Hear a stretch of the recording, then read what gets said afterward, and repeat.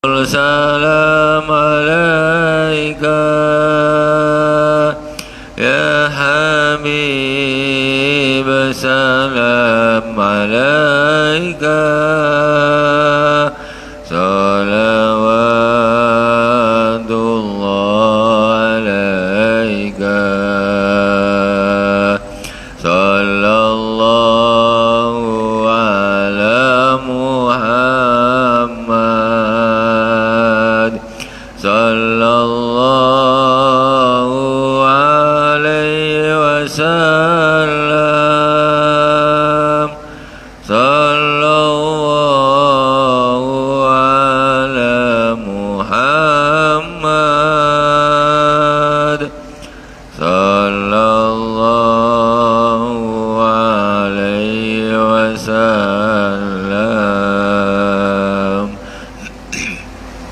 Bismillahirrahmanirrahim. Assalamualaikum warahmatullahi wabarakatuh. Innal hamdalillah nahmaduhu wa nasta'inuhu wa nastaghfiruh wa na'udzu billahi min shururi anfusina wa min sayyiati a'malina. Man yahdihillahu fala mudilla lahu wa man yudlil fala hadiya lahu. Asyhadu an la ilaha illallah wahdahu la syarika lah wa asyhadu anna Muhammadan abduhu wa rasuluh. Allahumma salli ala nuril anwar wa sirril asrar wa tiryakil aghyar wa miftahi babil yasar sayyidina wa maulana Muhammadin al-Mukhtar wa alihi al-adhar wa ashabil akhyar adada ni'amillahi wa ifdalih. Amma ba'd. Al-Fatihah ila hadratin Nabi Mustafa Muhammadin sallallahu alaihi wasallam wa jami' ikhwani min al-anbiya wal mursalin wa sahabati wa tabi'in wa tabi'in tabi'in wa jami' al-awliya wa syahada wa salihin wa jami' masyayikhina fid din wa Sayyidina Abu Sayyid Muhammad bin Alwi al-Malik al-Hasani wa Abu Sayyid Ahmad bin Sayyid Muhammad al-Malik al-Hasani amadana Allah bi madadihim wa fadha alaina min barakatihim wa anwarihim wa ulumihim bid din wa dunya wal akhirati bi sirril Fatihah. A'udzu billahi minasyaitonir rajim. Bismillahirrahmanirrahim. Alhamdulillahi rabbil alamin. Arrahmanir rahim. Maliki yaumiddin. Iyyaka na'budu wa iyyaka nasta'in. Ihdinas siratal mustaqim. صراط الذين أنعمت عليهم غير المغضوب عليهم ولا الضالين آمين. Bismillahirrahmanirrahim. Jamaah Masjid Baitur Rahman yang dirahmati Allah Subhanahu wa taala, kaum muslimin dan muslimat di mana saja berada yang dirahmati Allah. Di subuh yang berkah ini kita akan bersama mengambil mutiara hikmah dari Al-Imam Yunus bin Ubaid. Imam Yunus bin Ubaid bin Dinar Al-Imam Al-Qudbah Hujjah Abu Abdillah Al-Aidi Al-Abdi Maulahum Al-Basri min sigari tabi'in wa fudalaihim. Qala Ibnu Sa'ad kana thiqatun kathirul hadis. Tuwfiya sanata tis'in wa thalathin wa mi'ah wa kila sanata arba'in wa mi'ah. Imam Yunus bin Ubaid adalah seorang imam yang dijadikan panutan, yang dijadikan hujjah. Beliau banyak sekali menghafal hadis. Kalau banyak tuh ribuan, sampai ribuan. Wafat pada tahun 139 Hijriah.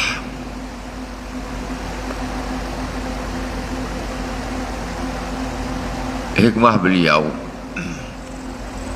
ini berarti 139.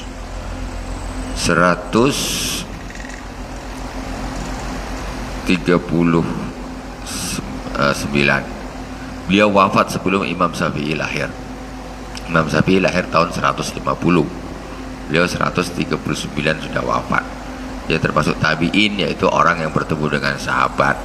Jadi kita kalau nak ngambil hikmah, ngambil pelajaran tentu dari orang yang lebih dekat zamannya kepada baginda Rasulullah Sallallahu Alaihi Wasallam. Beliau ketemu dengan sahabat banyak, otomatis berkahnya dan lain sebagainya, dekat dengan Rasulullah, itu tentu lebih bisa dijadikan patokan, dijadikan tuntunan bagi kita. Makanya kita perlu membaca ya sirah ya semacam ini, kalam-kalam hikmahnya dari ulama-ulama terdahulu, karena mereka otomatis lebih paham, zamannya juga lebih bersih, amalnya lebih banyak, hatinya lebih jernih, karena sangat dekat dengan baginda Rasulullah Sallallahu Alaihi Wasallam zamannya. Dan mereka ini adalah ulama-ulama salaf, bukan salafi tapi ulama-ulama salaf. Kalau salaf itu orang yang mengaku mengikuti salaf tetapi ikutnya Imam Ibnu Taimiyah, bukan ulama salaf, yaitu ulama abad ke-6. Kalau Imam Yunus bin Ubaid ini murni salaf, orang salaf, ulama terdahulu. Salaf itu artinya terdahulu. Lawannya salaf khalaf, ulama-ulama baru. Kalau ulama terdahulu 300 tahun pertama itu ulama salaf, setelah itu ulama khalaf. Apalagi yang lebih mutaakhirin, ulama zaman akhir lah. Qala laisa syai'un azu min syai'ain dirhamin tayyibin wa rajulin ya'malu ala sunnatin. Tidak ada sesuatu yang lebih agung daripada dua perkara. Ini maksudnya berhubungan dengan amal man hamba. Pertama, dirhamin tayyibin, yaitu dirham atau duit yang halal, duit yang halal. Warajulin ya'malu ala sunnatin, dan seorang yang beramal mengikuti sunnah baginda Rasulullah Sallallahu Alaihi Wasallam.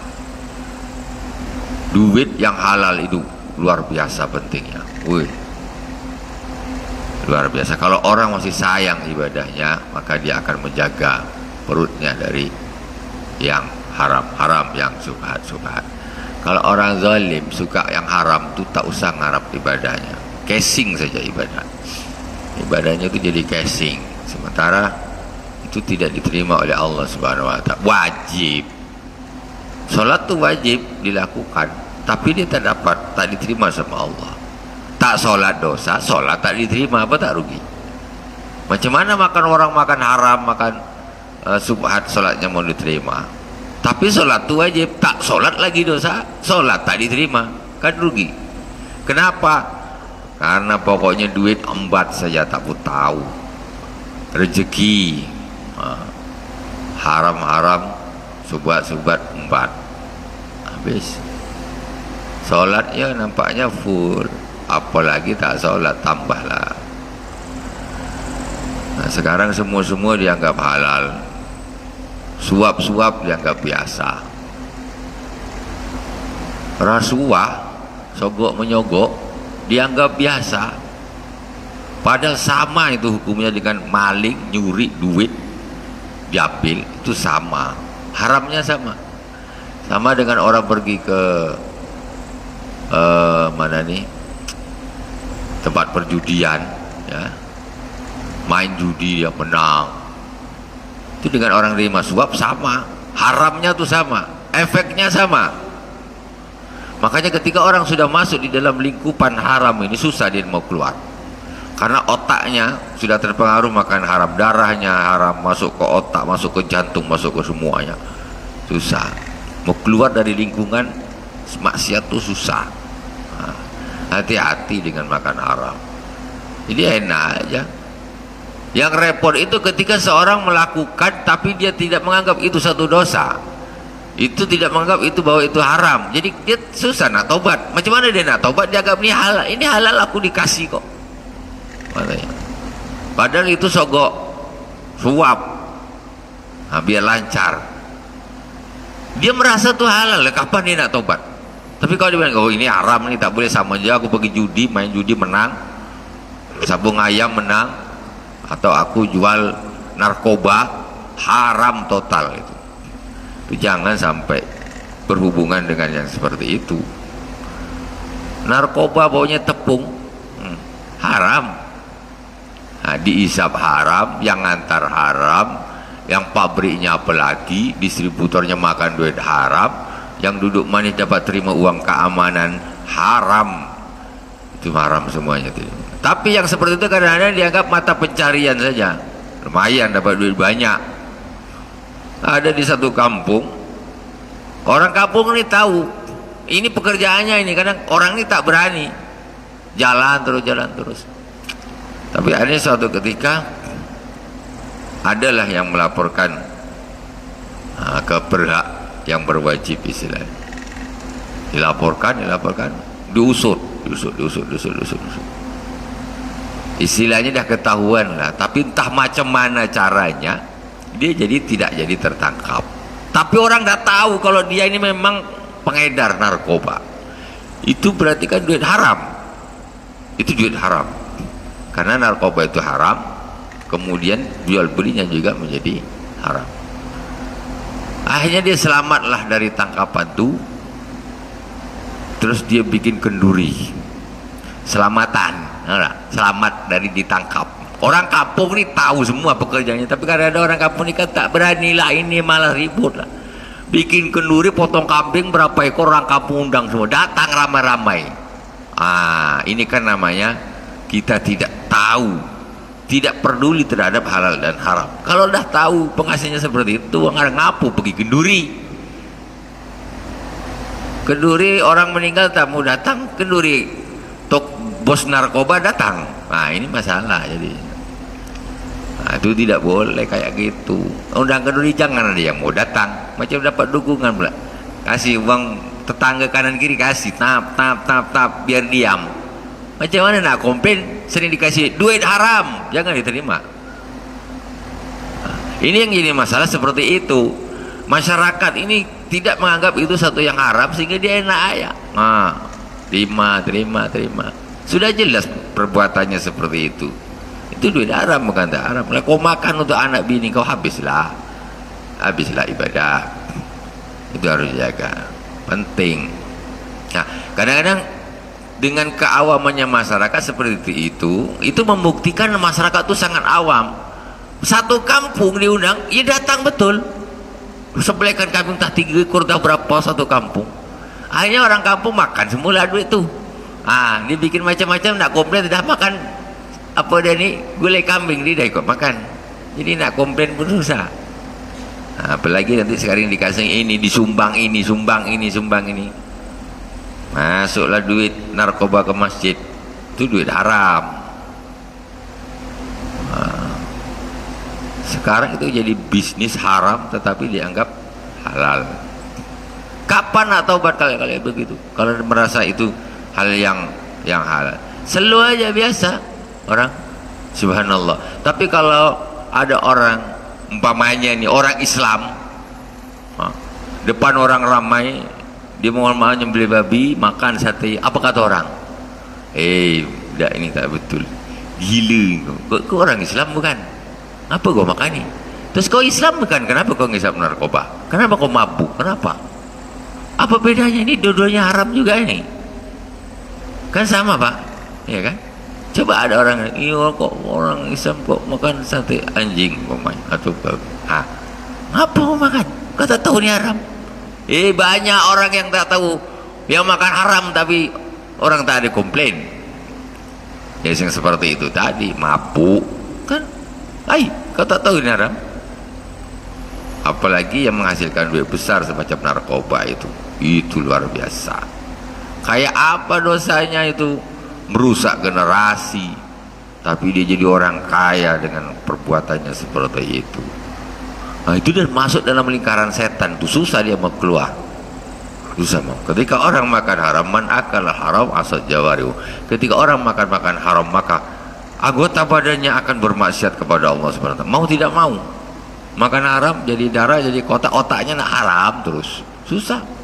Makanya akhirnya korupsi besar-besaran. Dah kaya dan nak mampus pun dia tetap aja korupsi. Mana? Sudah masuk dalam lingkaran seperti itu. Istidraj namanya. Sangat penting. Nomor satu, makanan atau uang harus halal. Nomor dua, beramal harus mengikuti sunnah Rasulullah. Ikut sunnah Nabi. Apa yang Nabi bikin? Ikuti. Itu punya rahasia tersendiri. Mengikuti sunnah Nabi itu bisa membuat hati lebih bercahaya. Ikut sunnah Nabi.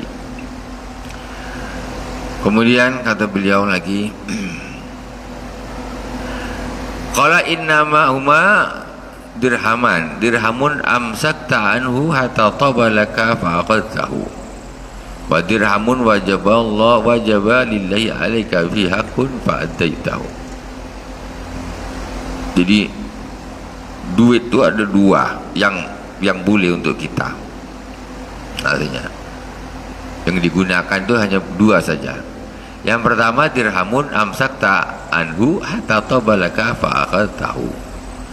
Pertama, uang yang dipegang sampai nanti sangat dibutuhkan baru digunakan.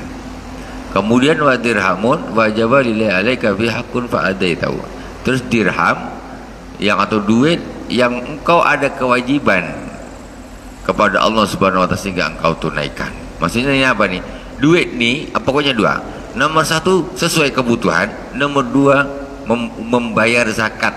Untuk membayar zakat, haknya Allah sama haknya kebutuhan kita secara primer, dan haknya Allah Subhanahu wa taala yaitu zakat. Tidak ada lebih dari itu. Untuk poya-poya, untuk ini, untuk tidak ada apalagi untuk yang haram-haram. Wasaka ilaih rajulun waja'an yajiduhu fi batnihi. Ada seorang laki-laki mengeluh sakit perutnya, datang kepada Imam Yunus bin Ubaid. Ada seorang laki-laki mengeluh sakit perutnya kepada beliau, datang. Faqala lahu ya Abdullah, inna hadhihi dar la tuwafiquk faltamis daron tuwafiquka. Apa kata beliau? Ini ada orang suka ngeluh terus, ngeluh sikit, ngeluh sikit, ngeluh sikit, ngeluh. Aduh Pak, macam mana ini perut sakit nih yang. Apa kata beliau? Ya Abdullah, hamba Allah, negeri kampung ini tidak cocok bagi kamu. Maksudnya dunia ini. Ini tak cocok bagi engkau. Kau cari dunia lain aja lah. Maksudnya apa maksudnya nih? Orang ini tak usah banyak ngeluh sangat. Namanya dunia macam ginilah. Kadang senang, kadang susah, kadang sehat, kadang sakit, kadang punya duit, kadang tak ada duit. Dunia macam ginilah. Kadang ada masalah, kadang senang. Dunia macam gini, sudah kau sabar. Tak usah ngeluh terus, tak usah. Tak cocok. Dunia memang isinya ini hulika halua. Dan apa namanya, memang penuh dengan macam-macam urusan, keluh kesah dan sebagainya. Dunia memang begini. Kalau tak mau yang begini, cari negeri lain aja. Nanti di surga itu tak ada lagi macam gini. Susah-susah ini tidak ada. Waqala terakhir. Lau asabtu dirhaman halalan lastaraitu bihi burran. Jadi beliau Imam Yunus bin Ubaid ini termasuk seorang wali yang sangat-sangat perhatian terhadap masalah urusan makan yang halal. Semua para aulia semuanya urusan halal haram nggak bisa ditawar, semuanya tak ada. Kalau udah makan haram macam mana nak jadi kekasih Allah, tak bisa lah. Lau asabtu dirhaman halalan, jadi kekasih setan kalau suka haram, suka korupsi, suka apa, suka narkoba, suka segala macam yang haram-haram. Lau asabtu dirhaman halalan lastaraitu bihi burran. Kalau lah aku mendapatkan uang 1 dirham, kata Imam Yunus, maka aku akan belikan bur gandum. Kalau aku mendapatkan uang 1 dirham, maka aku akan gunakan uang itu untuk membeli gandum. Summa sayyartuhu sabiqan, kemudian gandum itu aku jadikan bubur. Beli gandum jadikan bubur gandum. Summa saqaituhul marada, kemudian aku berikan, aku suapkan kepada orang-orang yang sakit. Aku kasihkan kepada orang-orang yang sakit. Maksudnya apa? Ai ana akal halal yusaidu ala syifa. Jadi Allah fatah, Allah membuka rahasia ini kepada Al-Imam Yunus bin Ubaid. Apa kata beliau? Bahwa sesungguhnya makan yang halal, makan makanan yang halal itu bisa membantu kesembuhan. Makan makanan yang halal bisa membantu kesembuhan. Masya Allah, orang zaman dulu tengok umurnya panjang-panjang, badannya kuat-kuat, ya kan? Orang zaman dulu sehat-sehat. Apa gitu?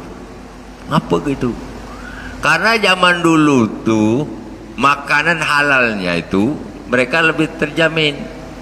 Apa?